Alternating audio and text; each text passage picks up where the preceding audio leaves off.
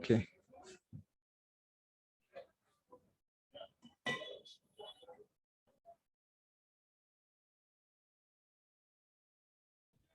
So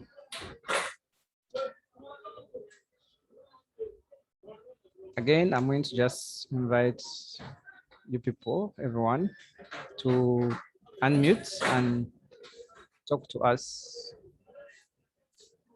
as we wait for like 3 more minutes, then we will start. Maybe you can introduce yourselves since we are so far 9, I think. Can give us a brief intro for everyone. My name is Kakoza Abraham. I'm the OSCA lead for the Kampala chapter, and we are glad to see everyone joining. So this is going to take a long time. So while we wait for some other people to join us, people may be still joining in. We are going to just have a little intro from our guest speaker, but that is after at 10 minutes past.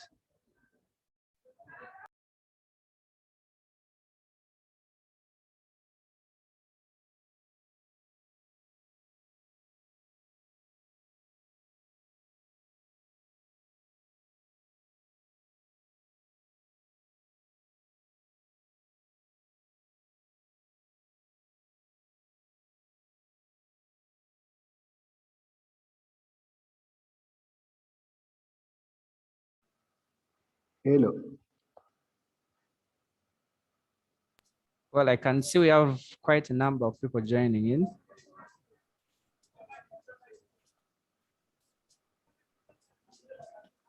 Yes, Abraham, did you say people introduce themselves?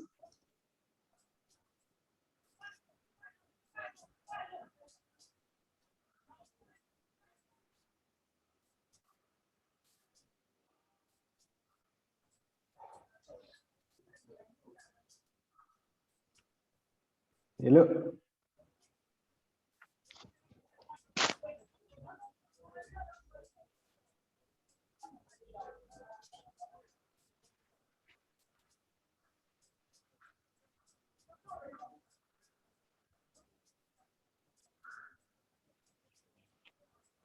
So it is 10 minutes past,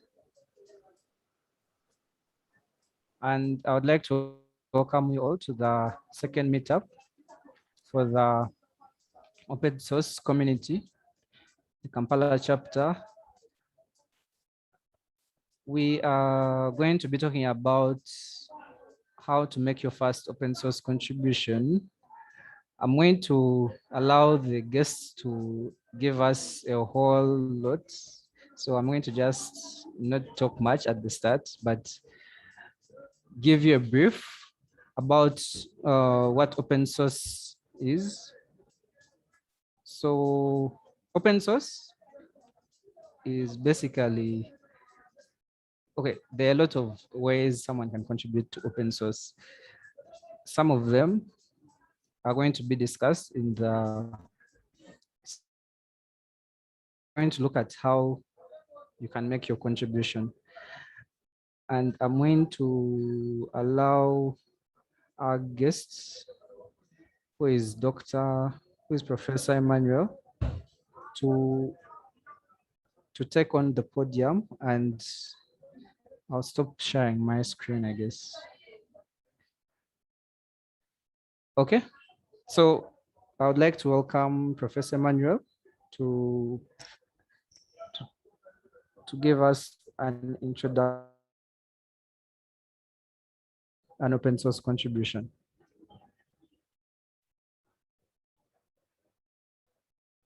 Yes. Right, thank you for having me. Let me first share my screen and then continue. Yes.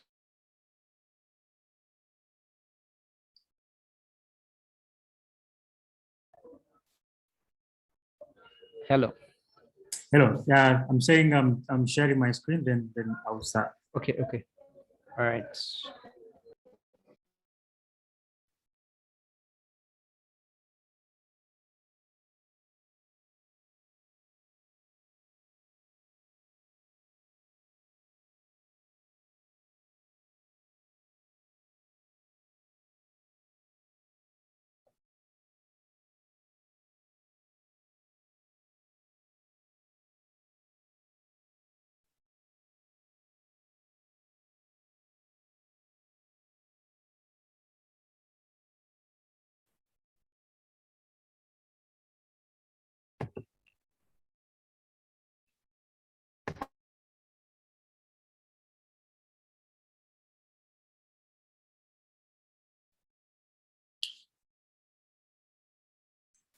Hello, hello everyone. I believe you can see my screen. Hopefully. Yes, we can see your screen, Doctor. Great. So, yeah, you're welcome. Good evening. Thank you for giving this opportunity to walk us through how to make your first contribution. If if I speak very fast, can you let me know? If I'm not audible, please let me know.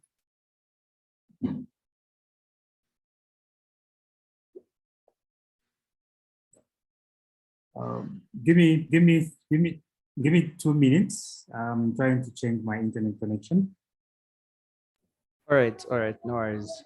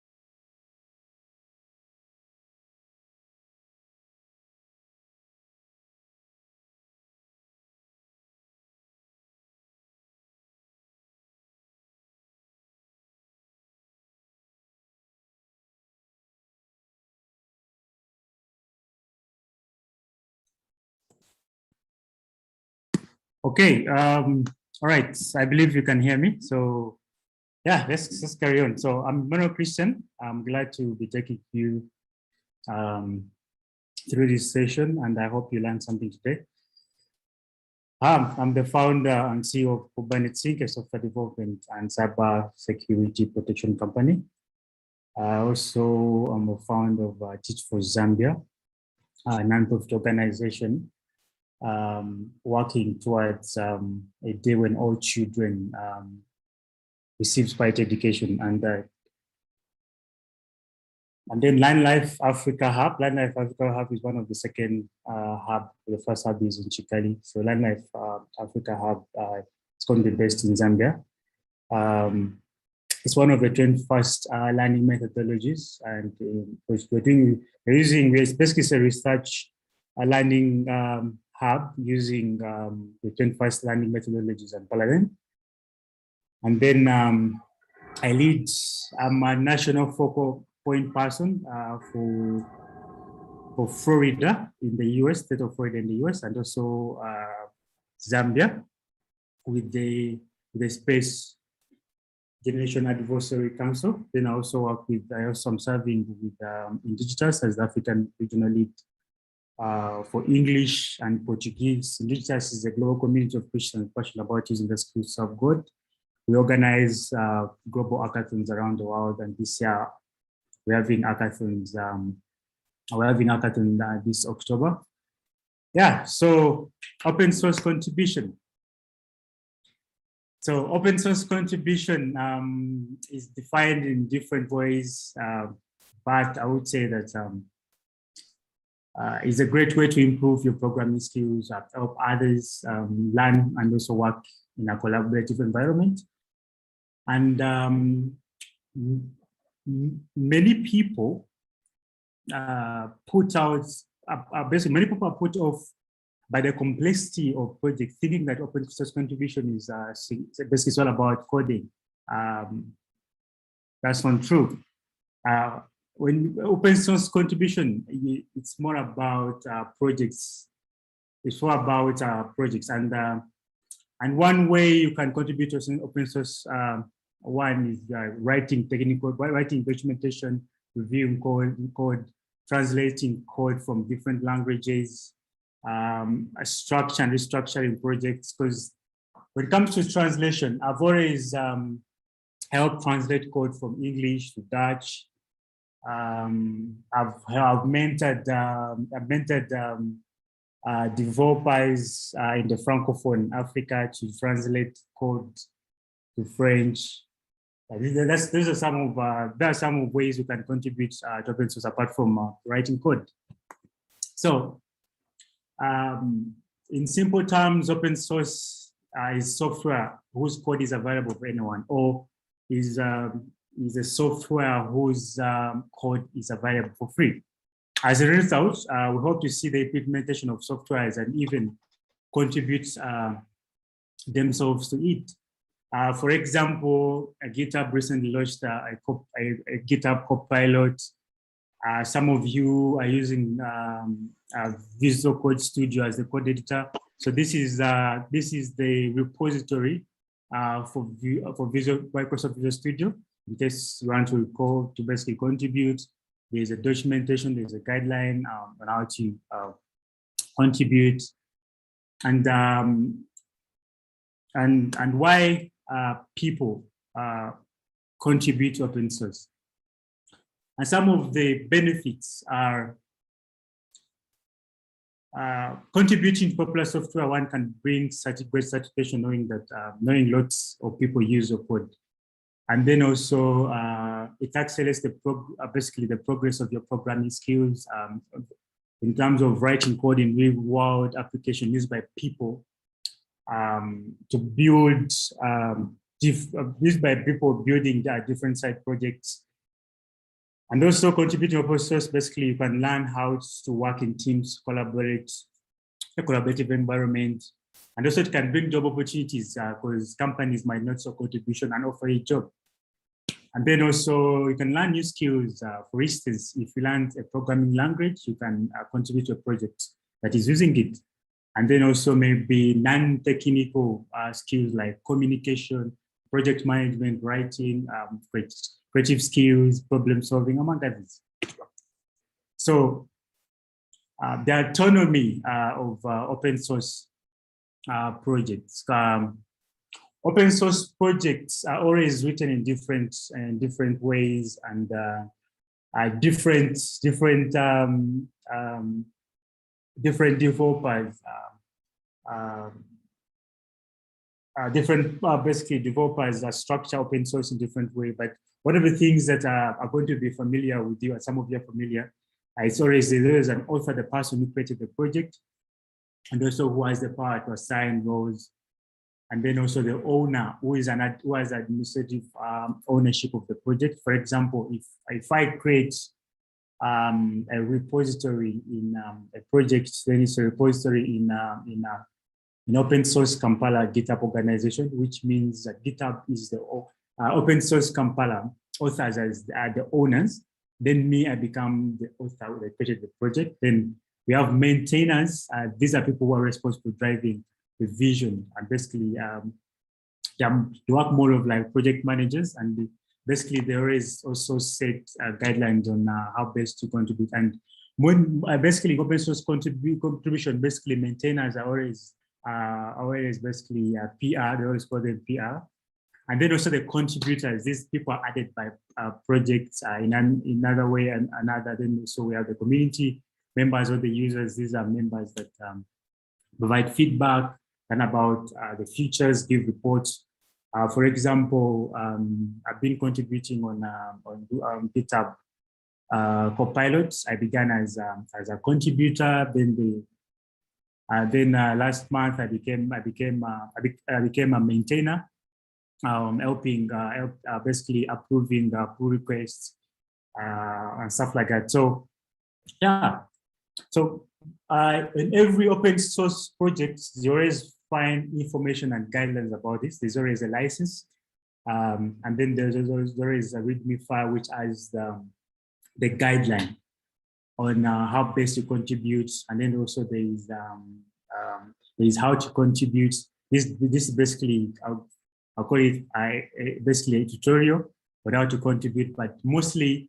And then the code of conduct, which is a document that establishes the expectation of contributors in terms of adopting and enforcing to help create a positive environment or coding environment. So when it comes to the guidelines, how to contribute documents is not always available, but some developers always put it. And so how to contribute, I assume that everyone knows Git and it knows GitHub. I believe all of us have worked with GitHub. So these are some of the things we're going to basically use.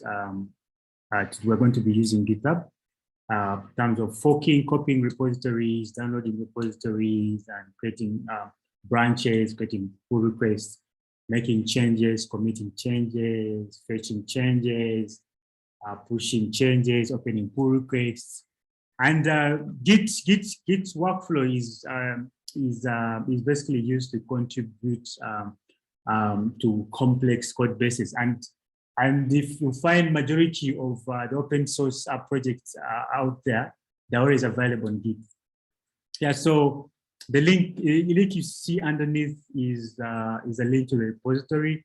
I can be answering any questions as I wait people to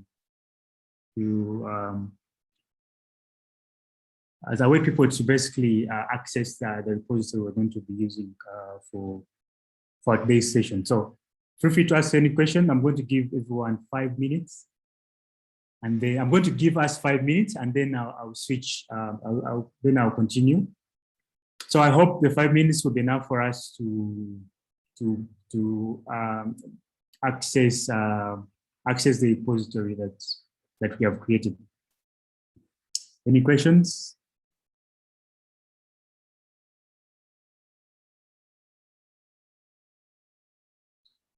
I'm also pasting the link in the chat. Oh, it's already pasted.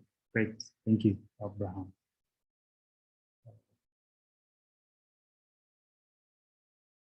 No questions?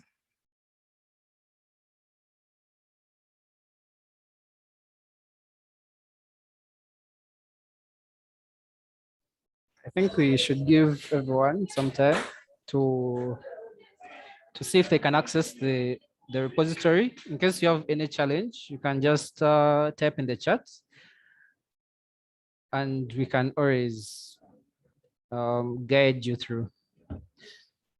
But for now, just to ensure that everyone has access to the repository and they can view it is enough.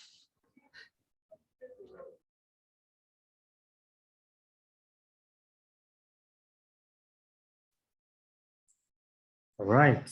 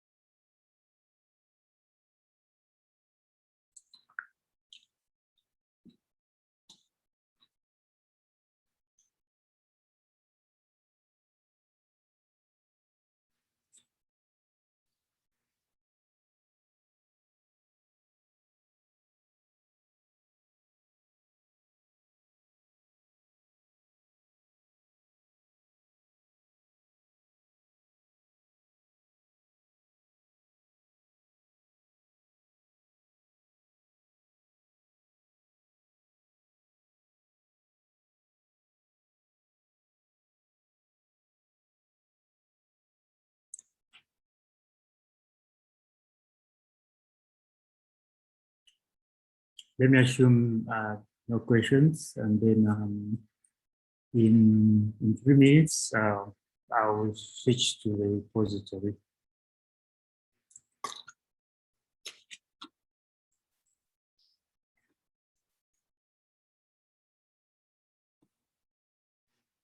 Right, so as you're trying to access the repository, I continue saying that before contributing to any open source project, you have to be aware that there is always a code of conduct, there's always a contribution guideline. And so a code of conduct, as I said, it's a document that sets the behavior and expectation of the contributors. And this purpose is to create an healthy, positive, constructive community. And guidelines describe on how you should create pull requests, open issues, and workflows that are required. And then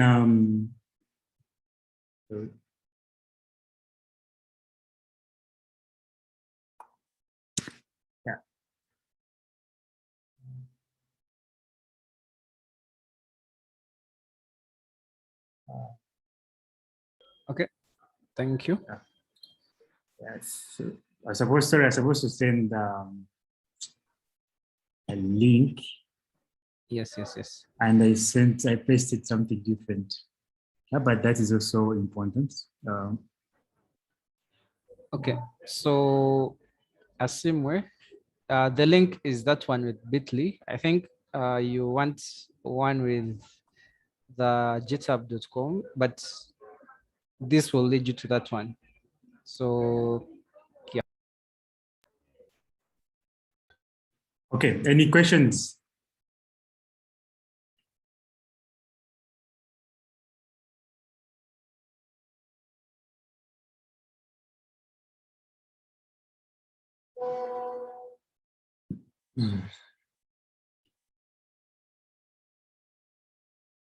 I guess no questions as per now.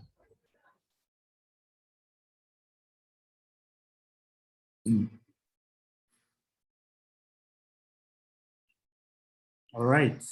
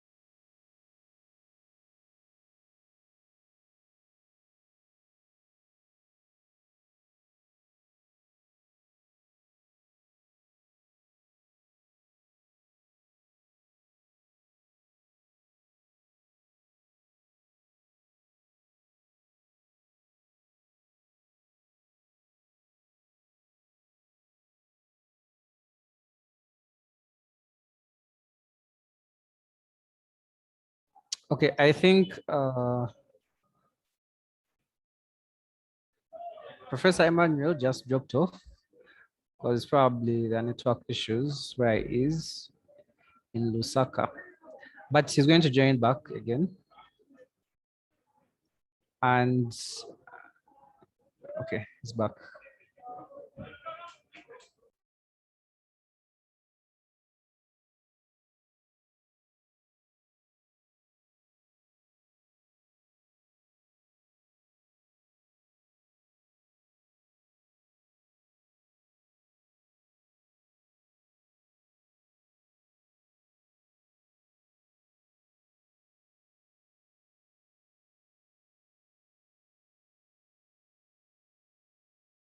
Yes, Professor Emma, we lost you a bit there. Yeah, sorry, my router booted. Let me share once again the screen. Okay, so this is the repository that we're going to contribute to, and we're going to use to practice. I was saying there is a guideline, a guideline more of like tools to help you make your first pull request if this is the first time, and also for those that have been doing this to just help you add on more experience and more knowledge. So this is a guideline we have made. So if you have GitHub or you have Git on your computers, or and also maybe the different IDs, I'll be using Microsoft Visual VS Studio. Yeah, so to contribute to this project, what you're going to do is you're going to come here, and sorry, you're going to am I just a second, can I fork my own project? I need to be sure. I don't think you should.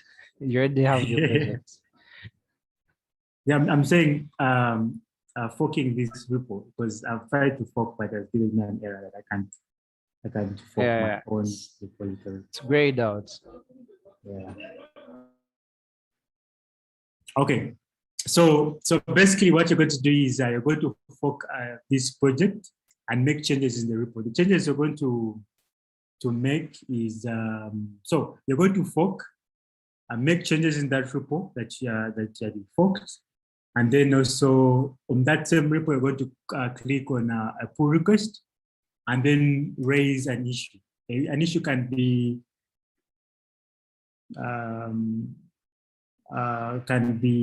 maybe you want to ask a question, but what you're going to so when you create a pull request, what you're going to do is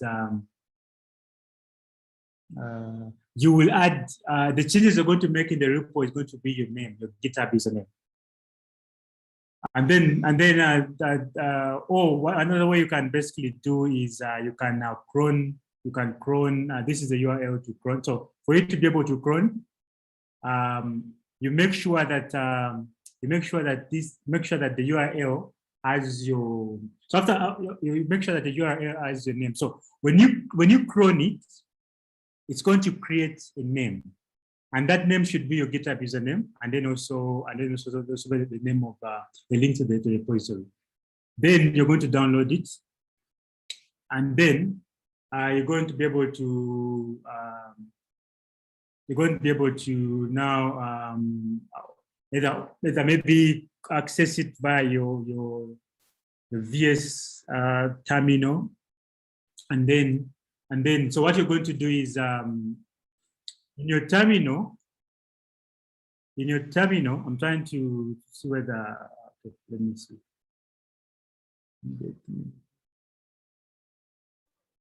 Okay.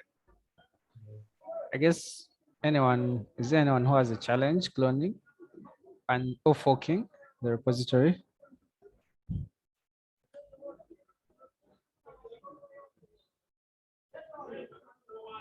So far, we have 6 people who are forked. I guess not everyone has access to a laptop.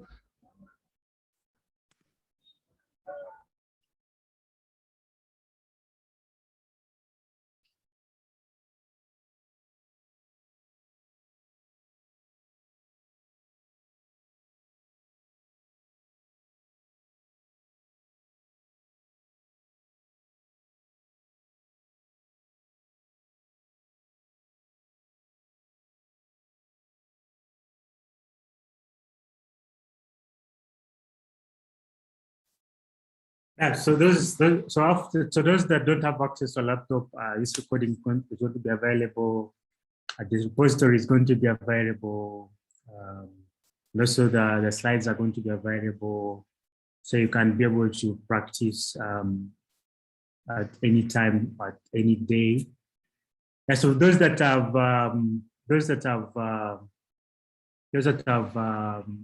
croned or forked the repository, let us know in case you have any challenges, in case maybe you're receiving an error or need some help somewhere, we can be able to help. And then also I remember that this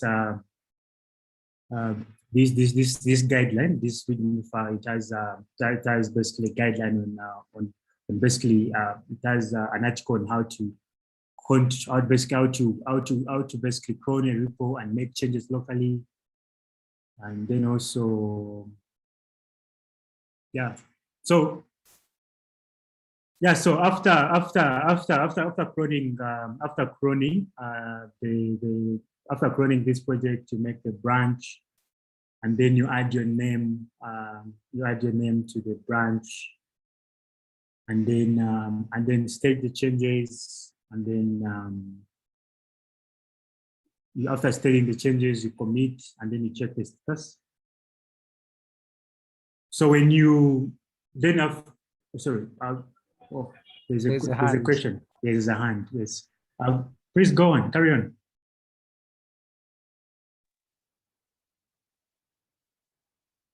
Benjamin.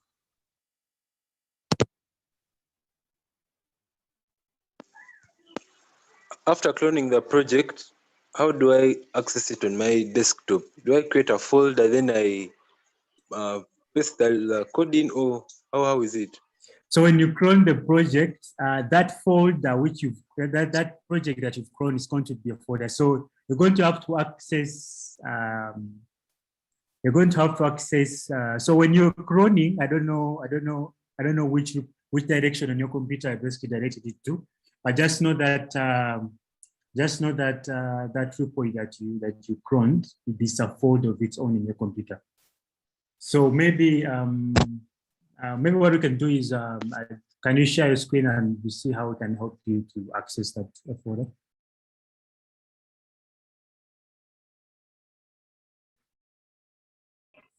Is it possible? Because I think to share a screen, you need first and share. I'm not sure if it's. Oh, he's not using a computer now. Is it using a computer? Yes. So okay. I guess we can just carry on. Okay.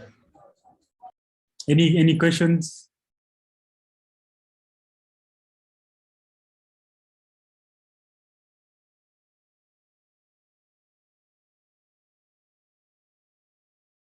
We can just do a quick walkthrough of cloning and also moving the repo. All right.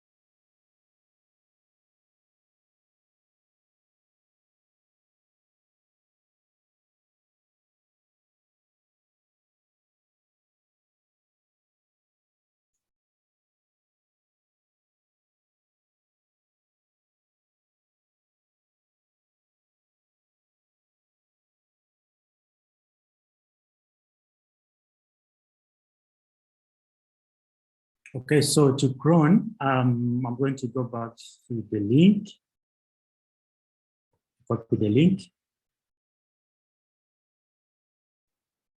So this link will work when you have the link will work when you have what? When you have Git installed on your computer. Because if you don't have Git installed on your computer, it's going to be giving you errors.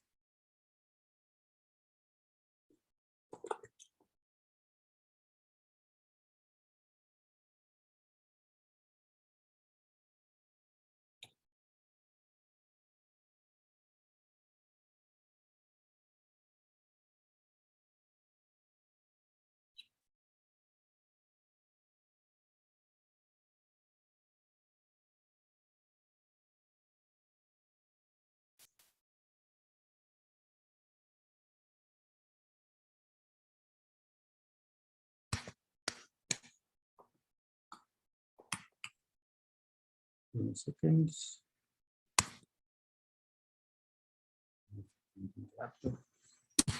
Yeah. Okay, so let me just try to.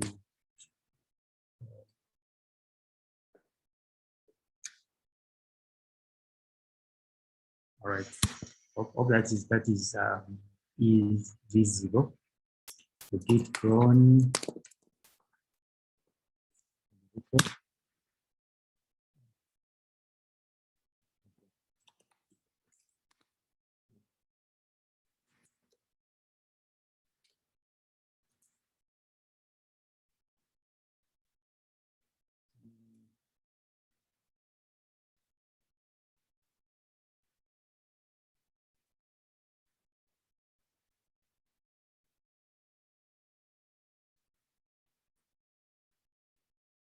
Let me first restart my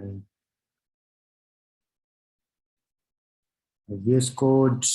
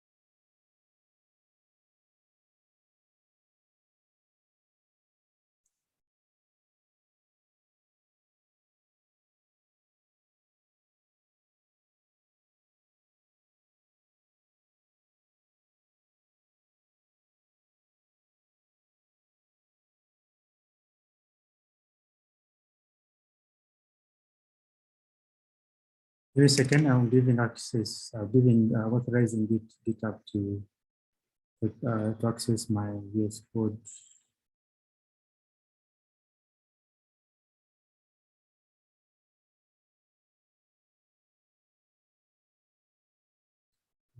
Here go.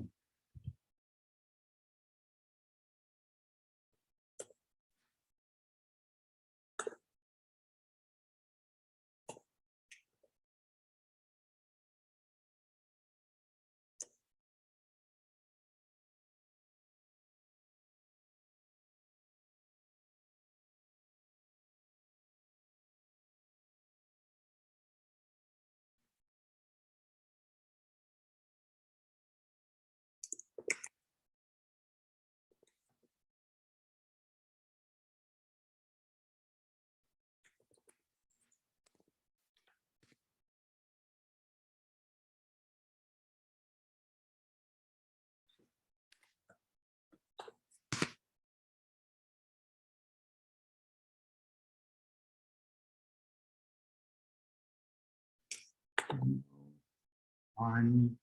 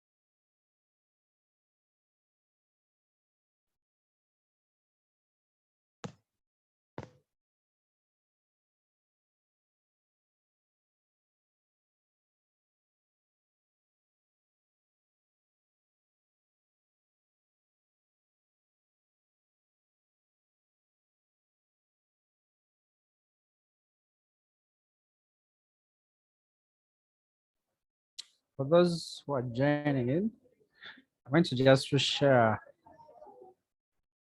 the link to the repository so that you can easily follow.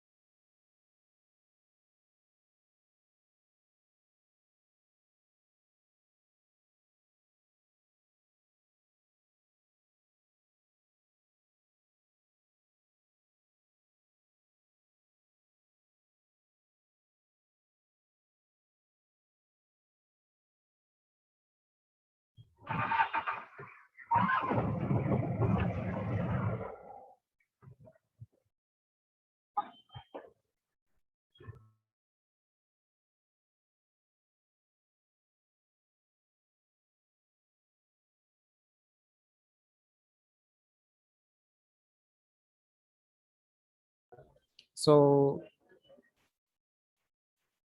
Emmanuel is still fixing something, but is going to join again.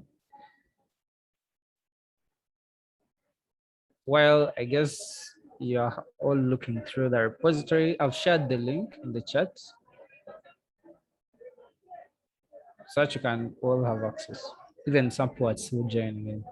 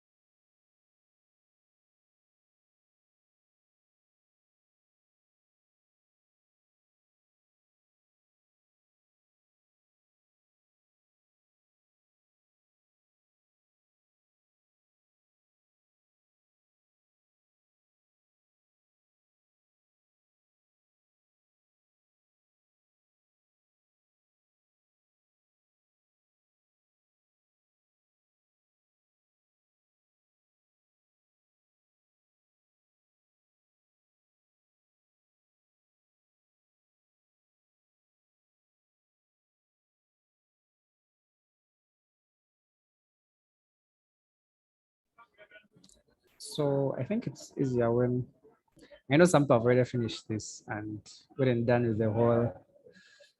Some people are like really good. They're done for making a pull request to the branch.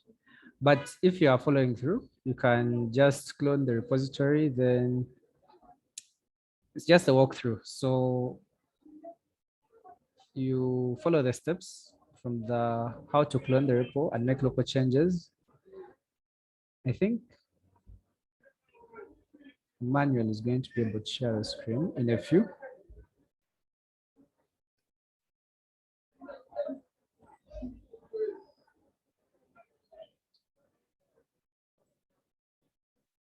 Yeah. So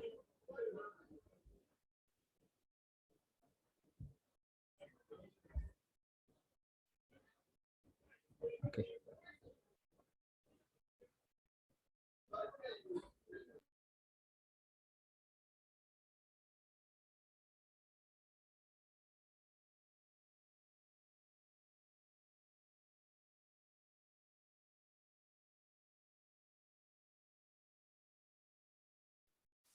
Just give me a second. Sorry for the delay.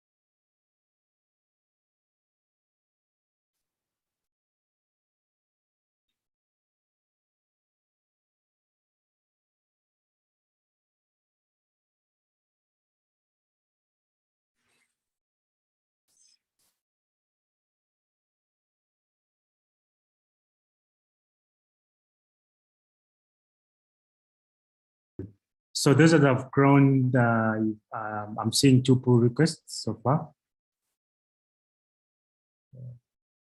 Those that try to figure out how to clone, just give me a second. The account in my computer, which I'm using, didn't have Git, so I had to switch to another account, another user. Sorry for that.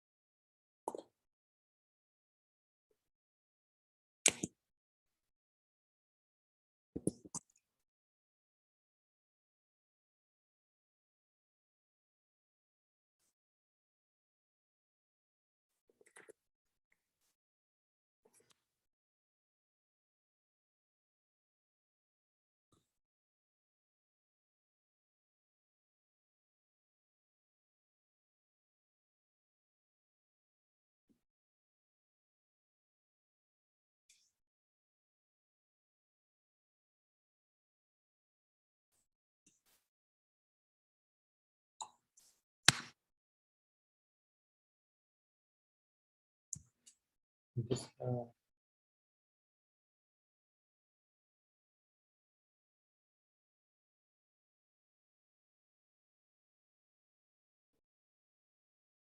can pick up from there.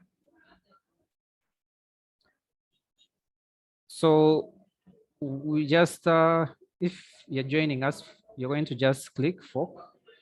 So for now, you can see that these people have forked the repository, but if you click fork, automatically it brings you the, so me, I've forked it to my own personal,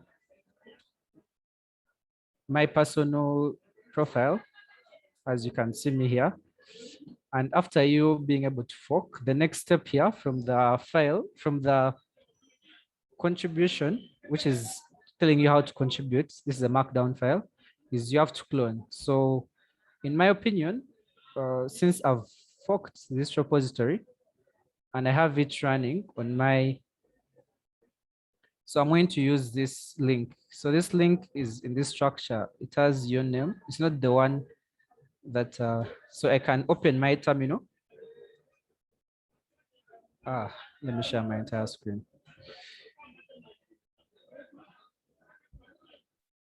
So I can open my terminal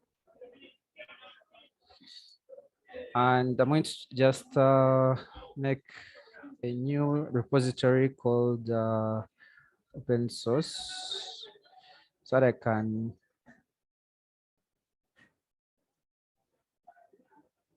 put everything there. So I clone by writing, initially you need to have git clone, like git version control in your, so I write git clone, then the link which I've copied, and to pull everything into my repository, into my localhost. So when I open it, you can see this is what I have. as this is what was on the cloud. So this is the markdown file for the README. This is the contribution. This is the code of conduct. And what you're going to do is you're going to change something. So the next step, according to our contribution, like our markdown file, is we are going to make changes. So our changes, in this case, I'm going to write my name here. In this place where we are having, I'm going to write my name. So I can just mark down, put name, then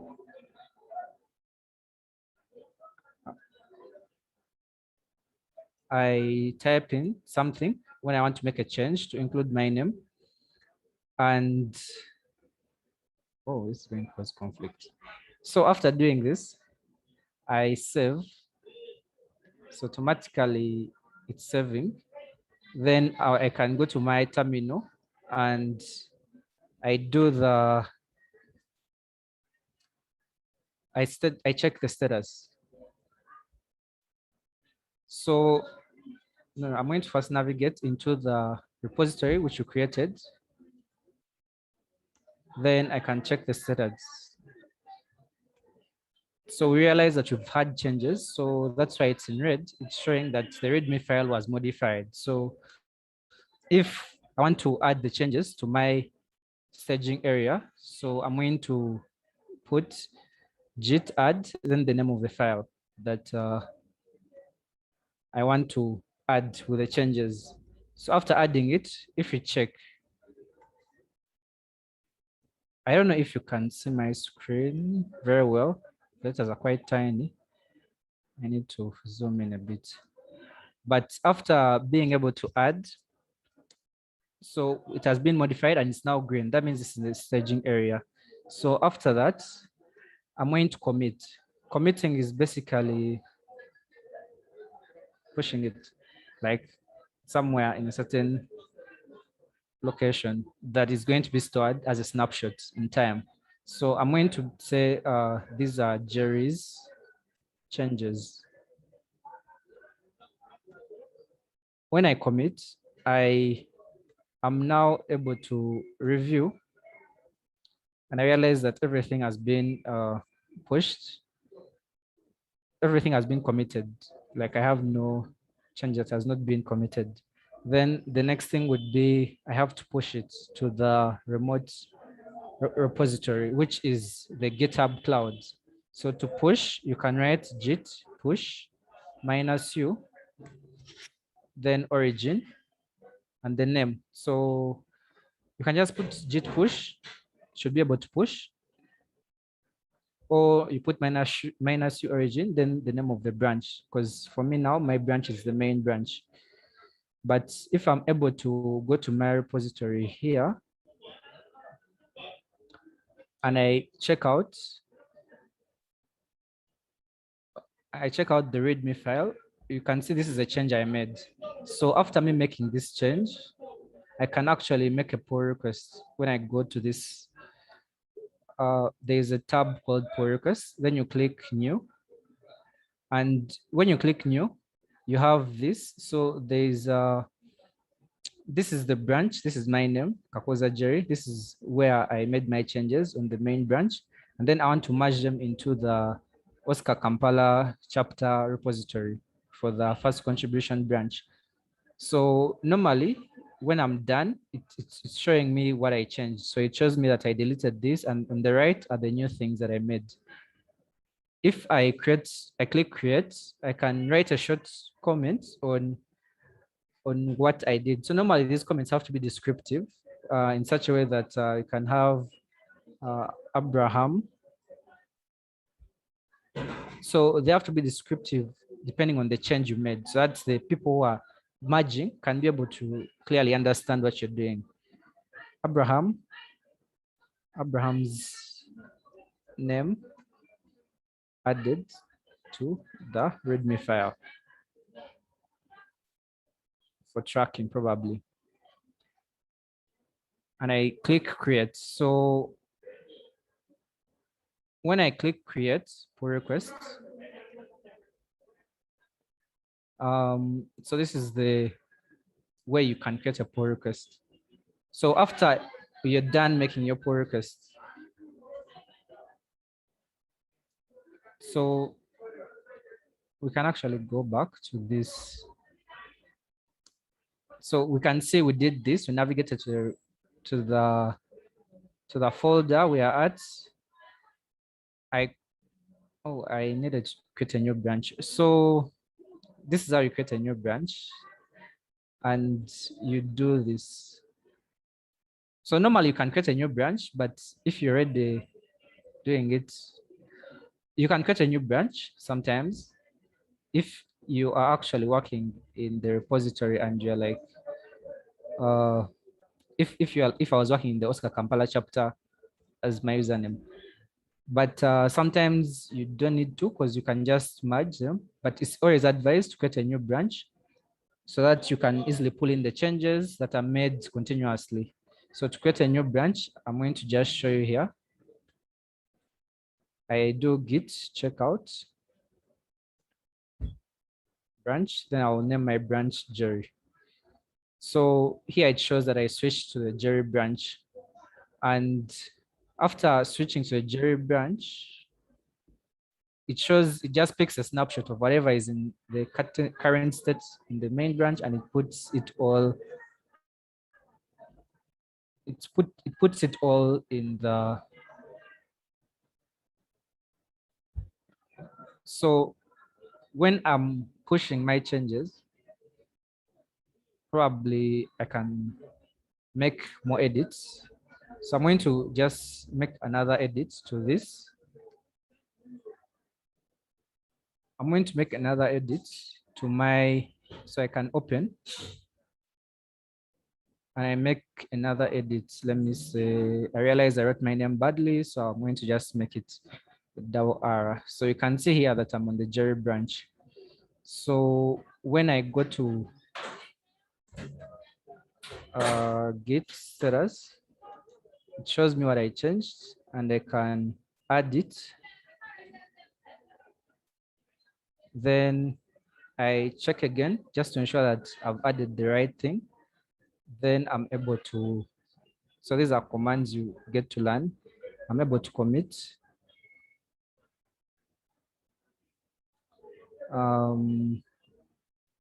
Made so these commit messages are necessary. Changed my name to the right name. Changed to right name of Jerry. Then I can push. Then the changes should be reflecting in here. So when I go to my branch where I was, which is this. So this is the repository. I need to go back a bit.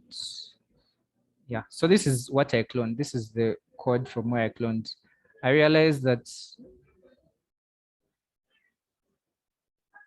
I need to push my branch. So why I didn't send is because I didn't push my branch.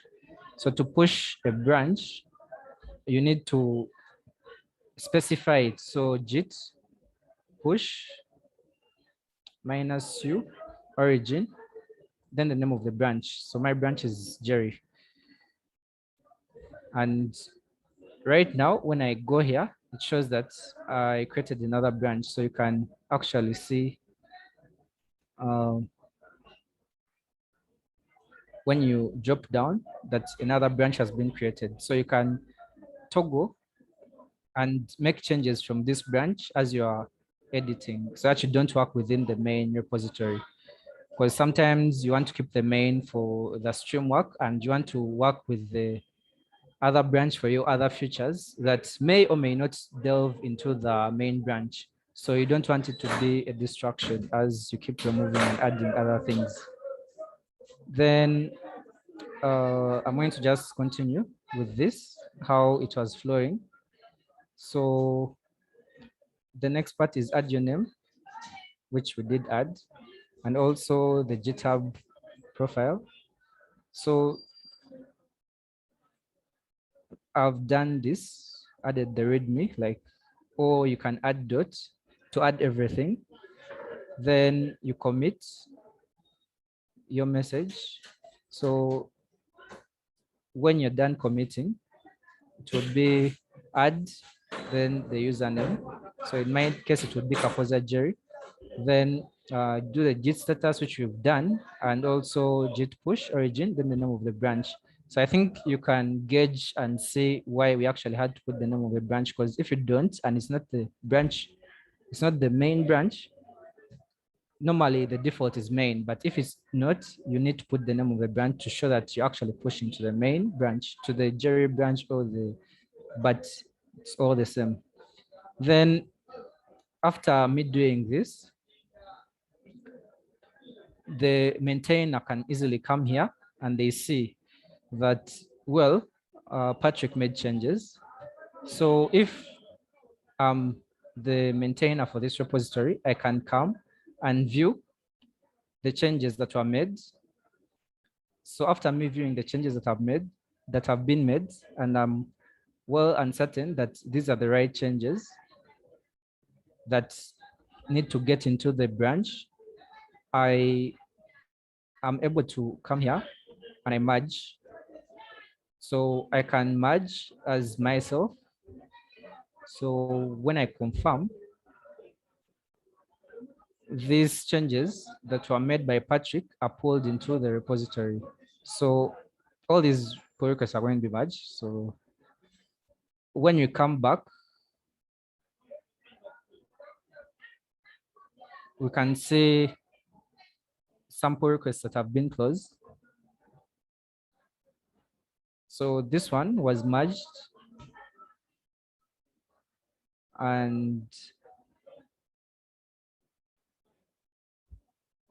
when I go to the repository itself, the code within this tab, still opening.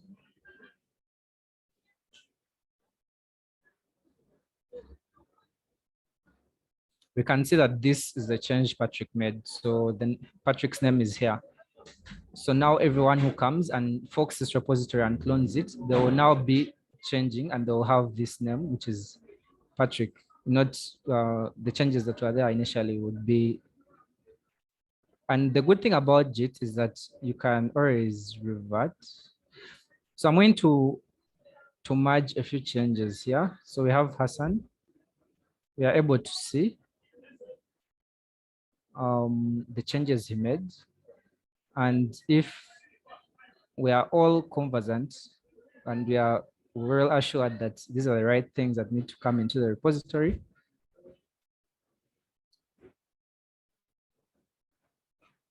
sometimes there are conflicts. So as we can see here, there is a conflict. So if there is a conflict, before you merge, someone has to like, either they will tell you that you need to, they will comment as a maintainer that you need to change this, or they will be, so here, these same sections were edited at the same time.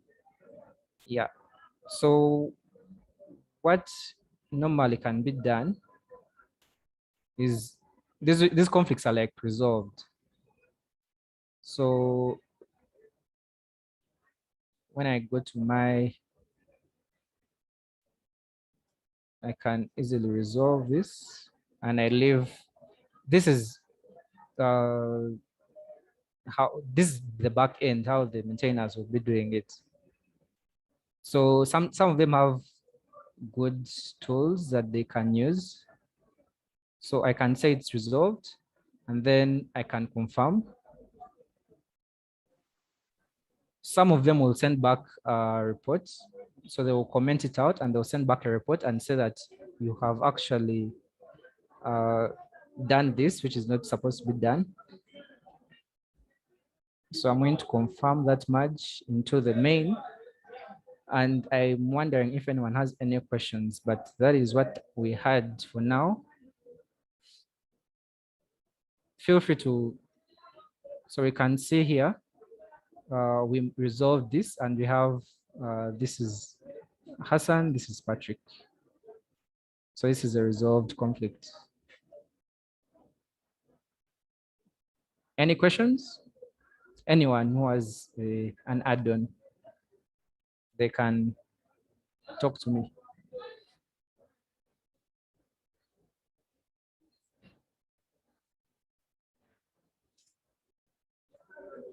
Guys, has everyone been able to successfully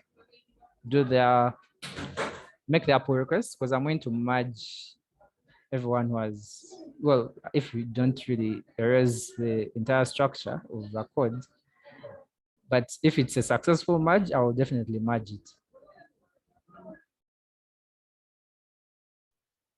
Yeah, I've raised mine. Okay, good. Any question before you can actually wrap it up?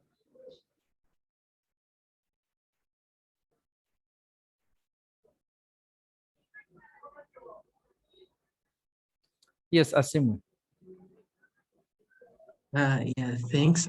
I wanted to know, well, this was a little bit of the introduction on open source. So I wanted to know if there are any open source projects in Uganda specifically that someone can work on. Okay, so open source cannot be only for, okay, it may be for Nigeria, but the whole point of open source is to have everyone be able to contribute. So you cannot restrict countries and be like, it's only for Uganda. So there are definitely a lot of open source projects that are international wide. You can definitely contribute. There is the Hacktoberfest. It's happening, Hacktoberfest is happening in October, which is next month. So I'm going to just share the link in the chat so that you can be able to review it. So there are a lot of open source projects that you can actually participate in. So this Hacktoberfest, normally how it happens is that there are various people, open source repositories and companies. So you can have an issue and then they help you out, or they don't really help as much, but they are always communities that can guide you throughout. So the beauty about this is that there are different people. So there are contributors, that's like you, who is trying to make a pull request. Then there are maintainers, that would probably be me, who is owning the repository. Then there are companies that are actually big, like Google, or a company like Microsoft or Microsoft Azure. These ones are the ones that fund sometimes the repository, the projects. Then there are the organizers. So the event organizers, in this case, the Oktoberfest, is Microsoft Azure. But then, sorry, it's DigitalOcean. But then the event organizers sometimes have to motivate these organizations to contribute or to bring in their repositories and issues. So what they do is that they make a structure of how the whole flow of someone who is new. So if we can go here and we see their resources of someone. Okay, so getting started. Let me just close this. So there are resources here for people on how to get started. So for maintainers, these are recommendations. Like these are for people who are actually already maintaining open source repositories. Then as a beginner, this is what resources you can actually work with. So there is this awesome for beginners repository. So it's just like what we are doing. So normally just make note of this README file. It is the starting point. It tells you all about the project. So what we see here is a list of all some beginner-friendly projects. And normally when you come, let me say you're good at Python or you're good at PHP, you can just, this is just like a documentation of where to find these. So there's a lot. So what should help you is the tag. So normally when you have a tag and there is good first issue, like you know that that's something you can work with, like if you're starting. So normally what these organizations do is that when you make an issue, so there is a tab here with issues that are being faced by the organization, they tag them. They tag them by they need help or newbie. So normally you should look out for these tags of newbie and good for first issue if you're like starting out. And then some are like advanced. So you can filter them. As you can see, there are different labels for this, but then you can easily filter them and pick out the one you want. So if you're a newbie, you can filter and pick out for newbies only. So it will bring out only the ones that are tagged newbie. So you can look through and see if you can actually solve that issue. Normally, that's a starting point. That's how you do it. So, well, I'm not going to delve deep into PHP here. I just wanted to show you how to do it. But then this is a good resource, by the way. Everyone should look at it, and you should definitely have an exploration. But what is going to help you out is that there are communities for this. So when you can come here, communities are like organizations with they're normally chat rooms. Like, so here we see that there is a community in the Discord server. So communities, you will find a chat room where people can share when you're having issues, you face issues, and be like, okay, I'm having an issue, opening up, I'm having an issue, maybe building this project and having it run on my local machine. So these people, maintainers, actually normally in this community, and they will help you out. So the community for the Oktoberfest is opening. So they have a Discord server.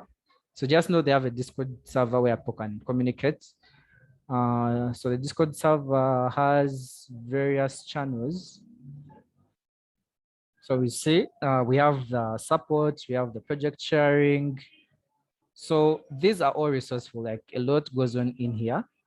So we can see here, let me just lower this.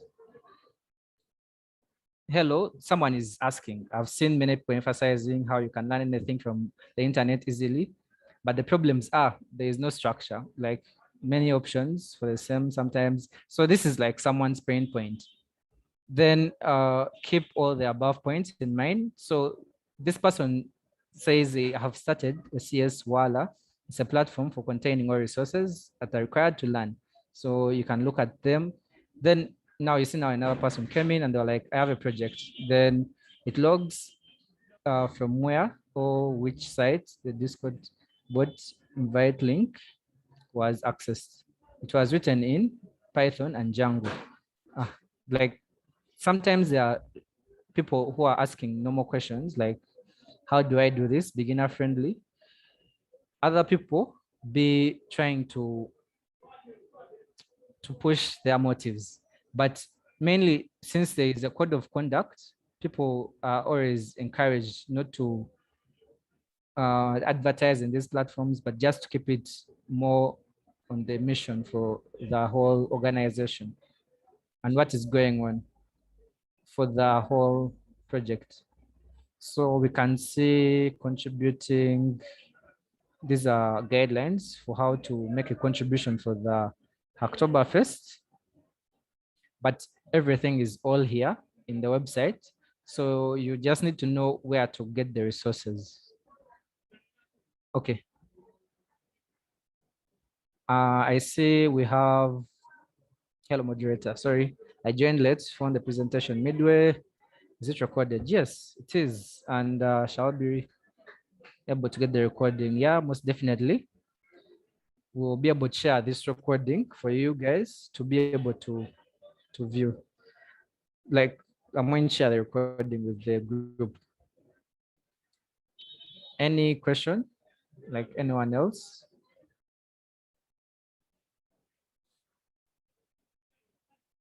I just want everyone to be able to get familiar with these open source tools, because the more you work with them, the more you get the whole idea on how to make your contribution, because later on in time, when you're actually applying to like Google Sum of Code or Outreach, you need to make a contribution.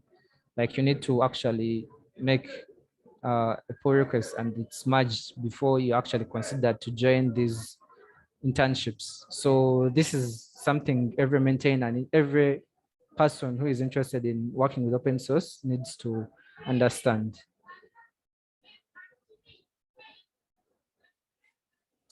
Okay. Any question? So I'm going to invite Dr. Emmanuel to just proceed and continue.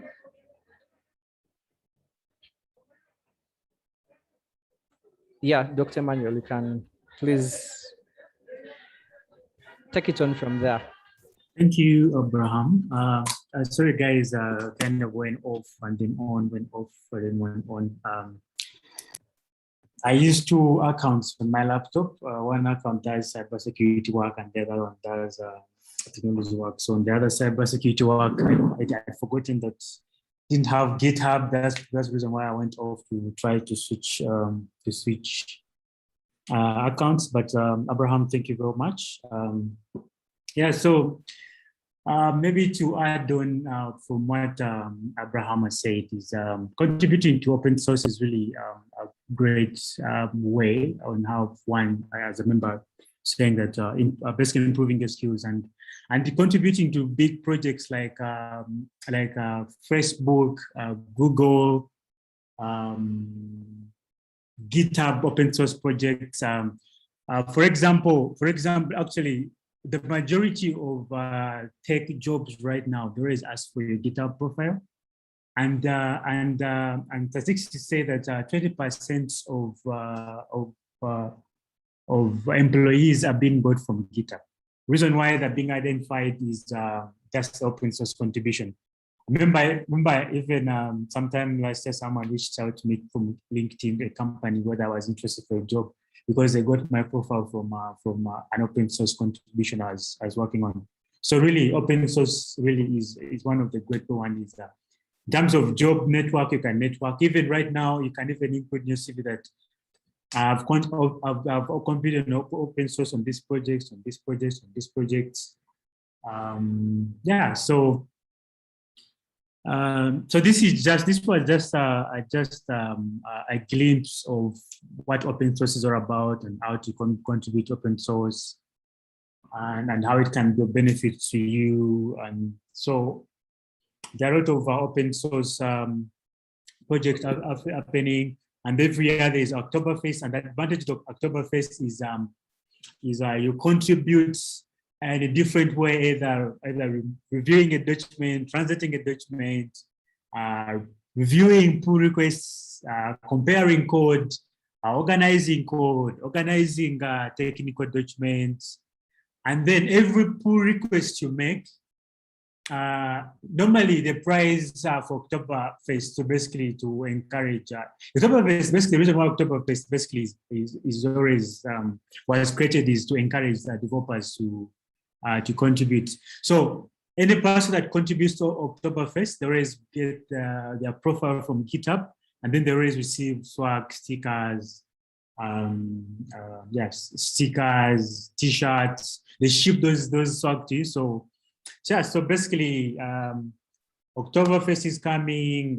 Facebook has open source projects to contribute to, and the advantage with open source, the good thing with open source is you can select what language you converse with, and also another advantage is even if you've never contributed open source, even if you know how to write any programming language, advantage is open source is they give you guidelines on if you're going to write code, how to write code. If you're going to basically organize and structure technical document and how to structure it, how it's supposed to look like. I remember most of the participants in these hackathons we've been organizing, for them they always pick out organizing documentation, translating documentation, comparing documentation, and then yeah, so let's get, and then yeah, and then there are different ways you can always contribute. So back to our repository. So so basically, on every open source project is always connected to the repo. So in our basic exercise today is we just basically adding your name, and then the moderators or admins come and merge. If you this documentation also has a guide on in case you have conflict, how to solve conflicts, how to manage conflicts, how to review conflicts. An example of a conflict Abraham showed us a conflict where people edited the same location. Another conflict can be you've sent the same. I show maybe someone is called Emmanuel, and then again someone also maybe commits Emmanuel. There's going to be a conflict because yeah, there's just going to be a conflict. So remember that every file on Git is always assigned an ID, and that ID is always used to basically works as an identifier to identify that project, identify the owner. Yeah, so back to our repository. So if I refresh, so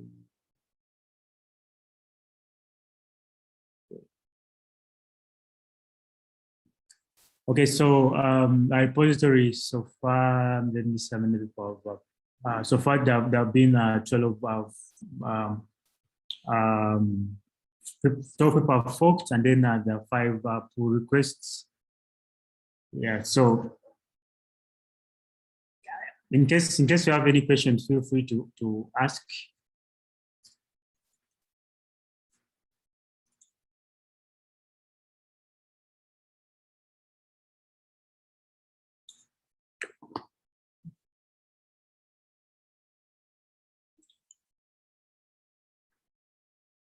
Feel free to ask a question about open source, or in case you want a question to ask a question directly that to me or to Abraham or to anyone, just feel free to ask.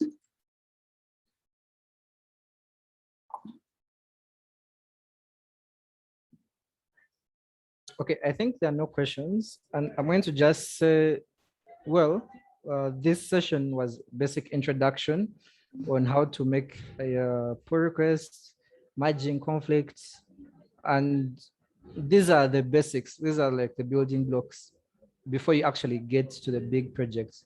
So before you actually go to, let me say, Zulip, or you want to contribute to projects, let me say VS Code itself, you want to contribute to it, you need to know how to make a pull request, you need to know how to merge it, you need to, these are the building blocks that lead you to that milestone.